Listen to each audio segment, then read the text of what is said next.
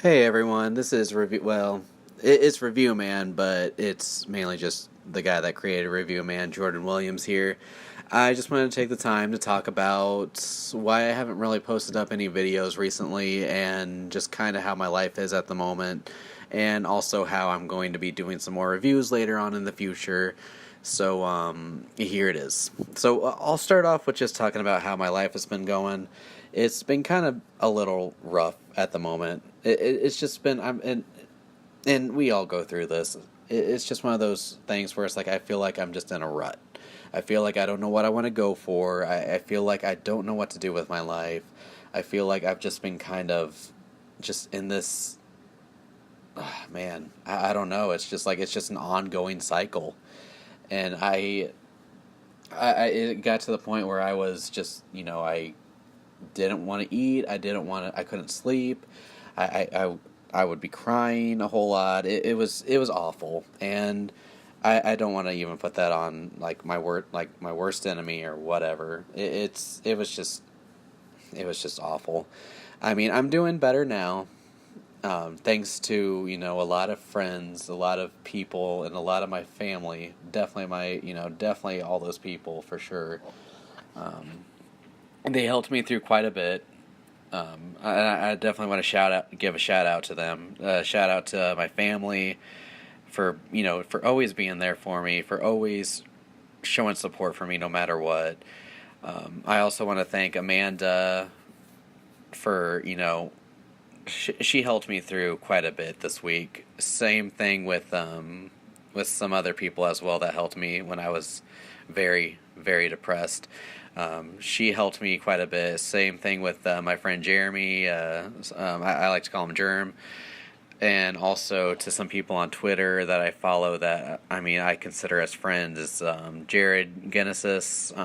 He's someone I found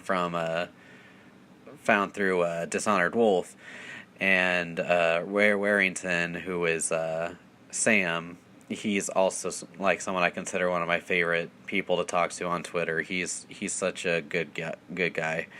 Um, I love his taste in a lot of the video games, especially a lot of WarWare games like Banjo Kazooie and Conquer and all that, and Donkey Kong. He's been very helpful.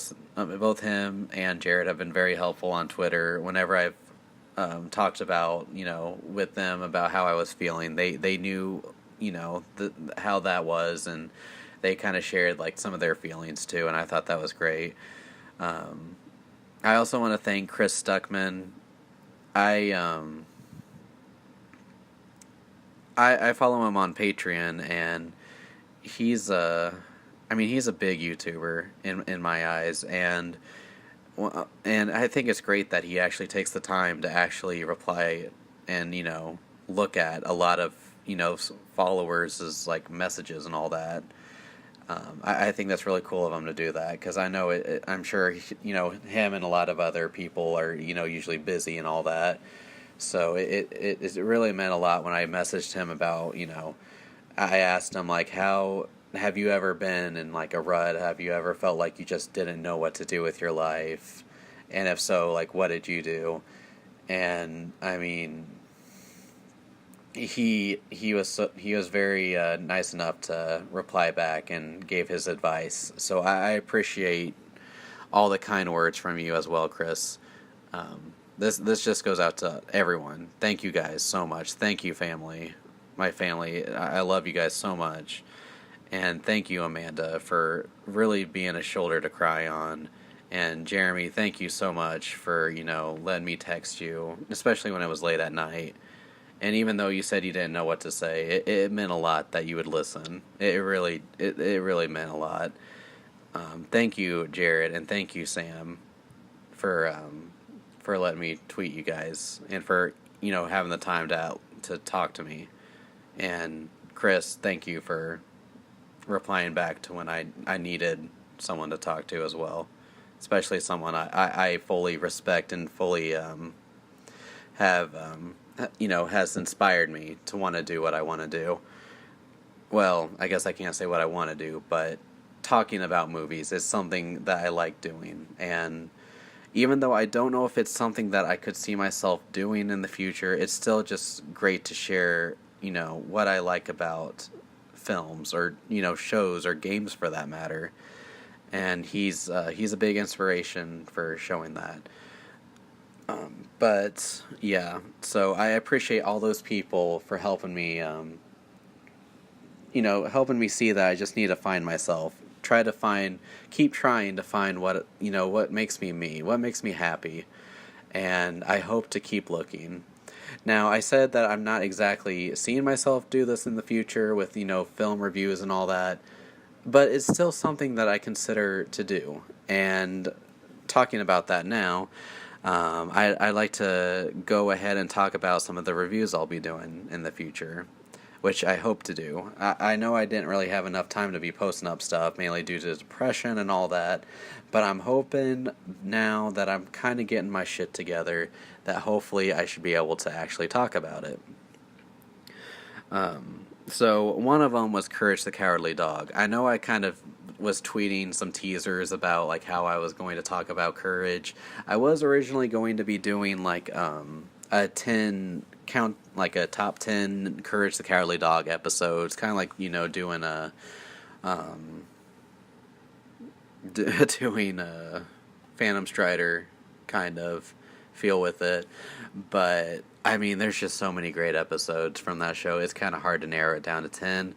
So I just thought maybe I could just talk about some of my favorite moments from the show, some of the things that made me laugh, made me cry, made me, shit my pants. And also just, because the show made me love horror movies, especially like classic ones. And it's helped me, it's taught me a lot through some of the episodes. I will say that will probably be up first before any of the other reviews. Unless, well, I may talk about Suspiria, which I'll talk about that here in a second. Another review I'd like to do is Walk the Line. That is one of the movies that I consider to be one of my most favorites of all time. It's right up there for being my favorite drama movie. It's focused around Johnny Cash and June Carter Cash, and I love June and Johnny. They're both like my favorite country singers of all time, and the story behind their relationship is just it's fun to see played out. And I'd honestly love to talk about how much that movie like made me cry, made me feel like it's like tensed up every single time I see Johnny and June fight, or how Johnny is trying to get over his drug addiction, or how they're both trying to conquer their life, like trying to make themselves happy in life. And I mean, they do so much to try to please their family and all the people that watch their shows.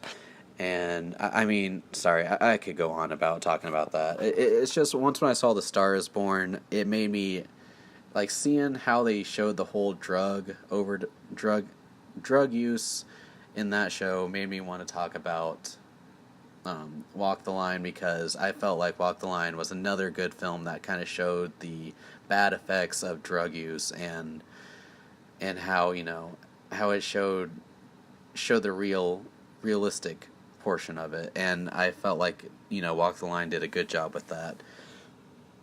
Plus it it shows features around Johnny Cash and June Carter, which so enough about that. Let me move on from that before I keep talking about that and boring you guys. Suspiria is the next film I was talking about. If you haven't heard of that, it's not really big, I don't think, but it's a reboot of the original film made by Dario Argento, and Dario Argento has really, really caught my eye when I saw his movie Phenomena. And if you don't know what Phenomena is, it was a movie that inspired the game Clock Tower, very heavily inspired by Clock Tower is very heavily inspired by it.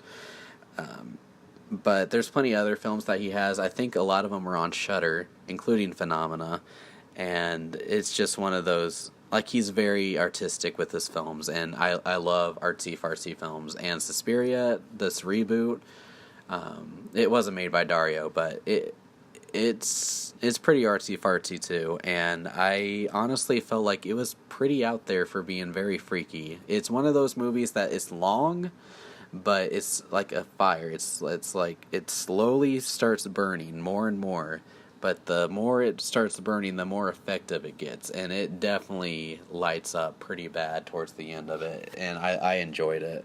Now, I did walk out of the film, but it's not because of how much I didn't like it. It was mainly because of how much it freaked me out. And that says a lot, but that's mainly because this is coming from a guy that can't really watch movies like The Exorcist, that, anything that deals with demon possession or ritual kind of shit. It just, I can't watch it. It freaks me out too much.